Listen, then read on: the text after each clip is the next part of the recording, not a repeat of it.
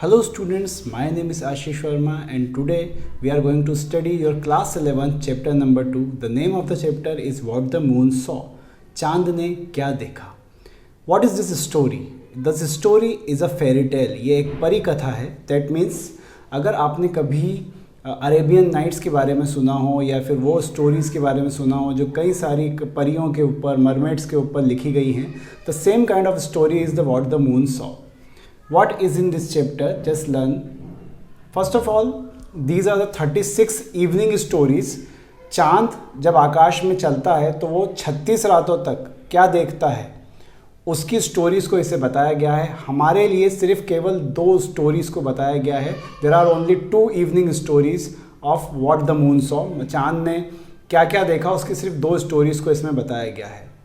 What is in there? Introduction. It is a strange thing when I felt most fervently and most deeply. My hands and tongues seems like tied.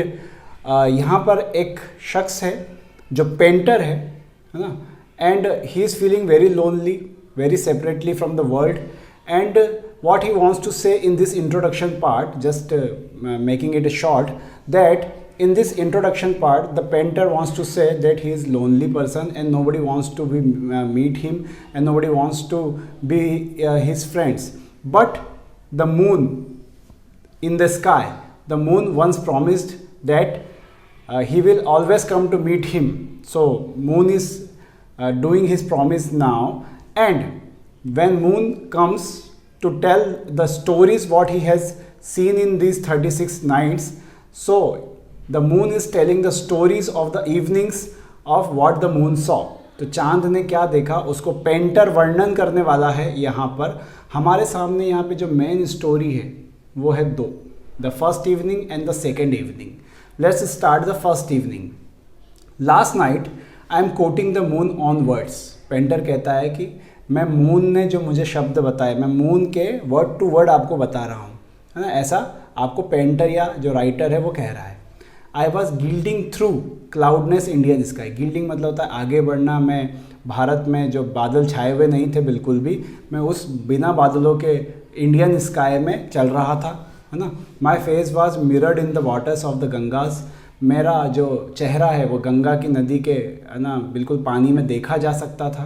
And my beams strove to pierce through the thick. Strove मतलब होता है strive, यानी प्रयास करना. Strove मतलब उसका second form. Piers मतलब होता है भेदना, घुसना, है ना.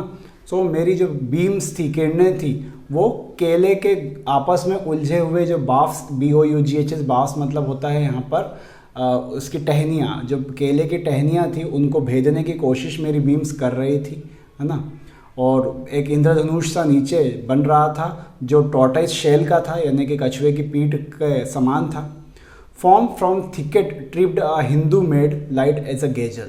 और उन झाड़ियों में से एक हिंदू मेड, एक हिंदू लड़की जो है वो, गेजल मतलब होता है हिरण, हिरण की जैसी तेजी वाली लड़की उन झाड़ियों में से निकल के आती है.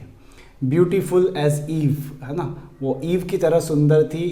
एडम और ईव हमारी जो जो बाइबल है उसमें ईव को फर्स्ट वो लेडी ऑफ यूनिवर्स कहा जाता है. मतलब अगर धरती पे सबसे पहले कोई महिला जन्मी थी जो सुंदर थी, उसे ईव कहा गया है. तो वो ईव की तरह सुंदर दिखाई दे रही थी. एरियन इथर्नल एज विजन मतलब वो बहुत ही नाजुक, बहुत ही कोमल थी. And yet sharply defined amid the surrounding shadow stood his daughter of Hindustan, है ना. और वो जो परछाई वगैरह थी, है ना, उसकी जो परछाइयाँ उस पर पड़ रही थी, तो वो हिंदुस्तान की जो बेटी है वो उन झाड़ियों से निकल के तेज़ी से आगे बढ़ रही थी. और I could read on the delicate bro. Delicate और ब्रो मतलब होता है माथा. मैं उसके माथे पे पढ़ सकता था. Thought the head brought her, है ना. हिदर मतलब होता है यहाँ, कौन सी चीज़ उसे यहाँ लेकर आई थी. The thorny creeping plants tore her sandals. कांटों के बीच में उसके सैंडल्स उलझ गई थी और वो टूट चुकी थी. But for all the same rapidly forward the deer that came down the river to quench her thirst. लेकिन वो इतनी तेज़ी से भाग रही थी जैसे कोई हिरण अपनी प्यास बुझाने नदी के पास में आता है, वैसे ही वो भाग रही थी. Spring by startle bound for in her hand and maiden bore a light lamp. उसके हाथ में एक दिया है जिस दिए को वो बुझने देना नहीं चाहती है और उस दिए को संभालते हुए वो आगे बढ़ रही थी. I could see the blood in her delicate fingertips as she spread them for a screen before the dancing flame. जब उसने जो लो है दिए की वो फड़फड़ा रही थी, उसको बुझने से बचाने के लिए जब उसने अपना हाथ अड़ाया तो उसके हाथ जल गया, जिससे उसके हाथों से खून निकलने लगा लड़की के, लेकिन वो उस दिए को बुझने देना नहीं चाह रही थी. She came down the stream and set the lamp upon the water and let it float away. उसने नदी के पानी में दिए को बहा दिया और उसे दूर बहने दिया. And she was watching the flame, और वो उस फ्लेम को देख रही थी. The flame flickered and fro and seemed ready to expire, but still the lamp burned on. ऐसा लग रहा था कि लो अब बुझी तब बुझी, अब आगे बढ़ेगी तो बुझ जाएगी, लेकिन दिया संघर्ष करता रहा और वो जलता रहा.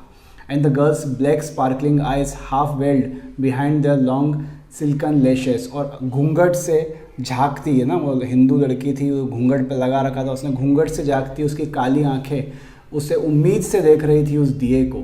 Followed it with a gaze of earnest intensity, और वो उसे बहुत ही उम्मीदों से बहुत ही इंटेंसिटी से घूर रही थी. She knew that if the lamp continued to burn so long as she could it side her betrothed, betrothed मतलब यहाँ पर है मंगेतर, वॉज स्टिल अलाइव. जब तक वो दिया जिंदा रहेगा, जलता रहेगा, तब तक उसका जो मंगेतर है वो भी ज़िंदा रहेगा. But if the lamp was suddenly extinguish, अगर वो बुझ गया तो ये समझ लो कि उसका मंगेतर भी मर गया.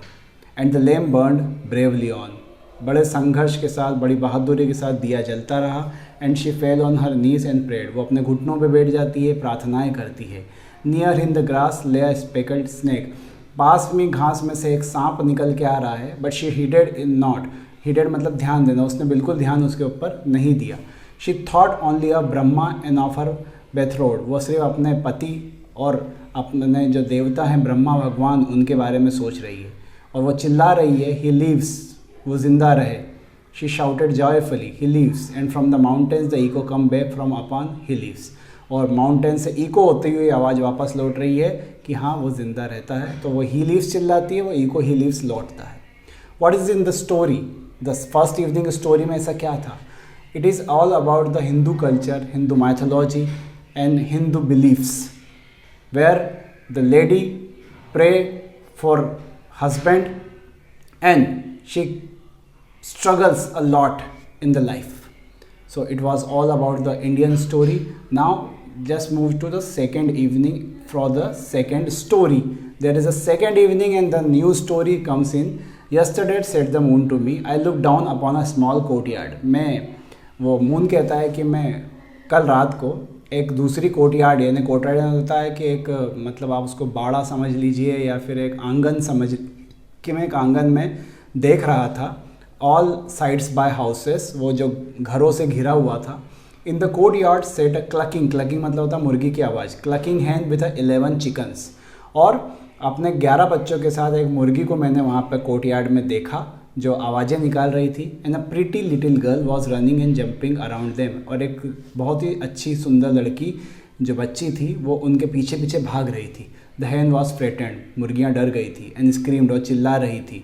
And spread out her wings over the little brood, brood मतलब बच्चे, अपने बच्चों को बचाने के लिए उसने पंखों को फैला लिया था मुर्गी ने. Then the girl's father came out and scolded her, बच्ची का पिता बाहर आता है. स्कॉल्ड यानी डांटना, वो उसे डांटता है. And I glided away and thought no more of the matter, मैं वहाँ से निकल गया और मैंने उस मैटर पे बिल्कुल भी ध्यान नहीं दिया.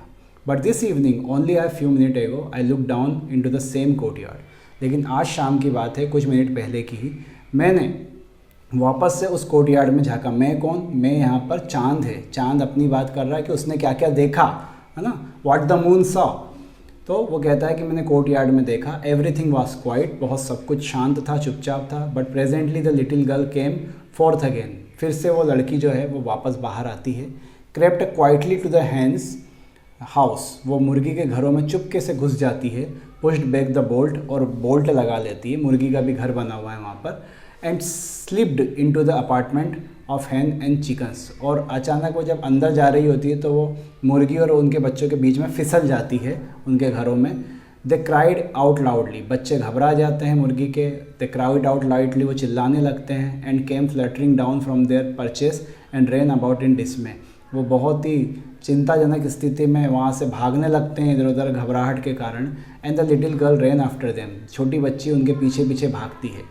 I saw it quite plainly for I looked through a hole in the hen house wall. मैं ये सब कुछ देख रहा था मुर्गी के घर में जो ऊपर एक छेद बना हुआ था, उस छेद से मुझे सब कुछ नीचे दिखाई दे रहा था कि उस मुर्गी के घर में क्या चल रहा है. I was angry with the wilful child. Wilful मतलब ज़िद्दी. मैं उस ज़िद्दी लड़की से बहुत ही ज़्यादा गुस्सा था. एंड फेल्ट ग्लेड, और मुझे बहुत खुशी हुई when her father came out and scolded her more violently than yesterday. जब उसके पिताजी वापस बाहर आए और उन्होंने उसे और बुरी तरीके से डांटा कल के मुकाबले. होल्डिंग हर रफली बाय द आर्म, उसके पिता ने उसे बहुत ज़ोर से पकड़ लिया. She held down her head, वो नीचे मुंह झुका के सर झुका के खड़ी हुई थी. And her blue eyes were full of large tears, उसकी नीली आंखें पूरी आंसुओं से भर गई थी बच्ची की. What are you about here, उसके पिता ने पूछा, तुम यहाँ क्या कर रही हो. शी वेप्ट एंड सेड, उसने रोते हुए कहा, I wanted to kiss the hen and beg her pardon for frightening her yesterday. मैं मुर्गी को चूमना चाहती थी और उससे माफ़ी मांगना चाहती थी कि कल मैंने उसे डरा दिया. But I was afraid to tell you, और मैं ये आपको बताने से डर रही थी. And the father kiss the innocent child's forehead and I kiss her on the mouth and eyes. और पिताजी ने उसकी इस मासूमियत बात को सुनकर उसको गले से लगाया, उसको किस किया. And the second evening story ended. What was the moral of the story and what was in this story? It is, as I told you, it is a fairy tale and it is a collection of 32 to 36 stories which were told by the moon. So the fairy tales comes, but only 2 stories are given in our chapters. So this is all about this chapter. Thanks for watching.